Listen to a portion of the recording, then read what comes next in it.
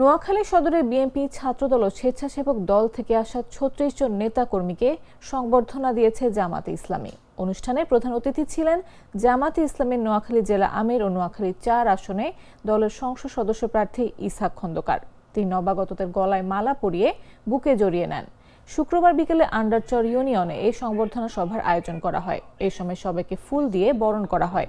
সংবর্ধনার আয়োজকদের দাবি, যোগদানকারীরা স্থানীয় পর্যায়ের ছাত্রদল, স্বেচ্ছাসেবক দল সহ বিএনপি নেতাকর্মী। এর মধ্যে আন্ডারচর ইউনিয়ন স্বেচ্ছাসেবক দলের সদস্য আরিফ খান ছোটন, ১ নম্বর ওয়ার্ড ছাত্রদলের সভাপতি মোহাম্মদ রাসেল, ছাত্রদল কর্মী রেজাউল, বাবুল, সোহেল অন্যতম।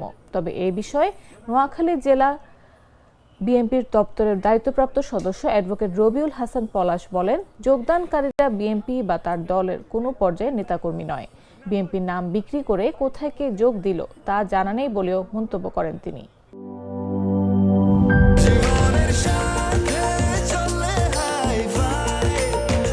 স্বাস্থ্যকর অল টাইম ফ্যামিলি কেক, সব সময় অল টাইম হেলদি লাইফ।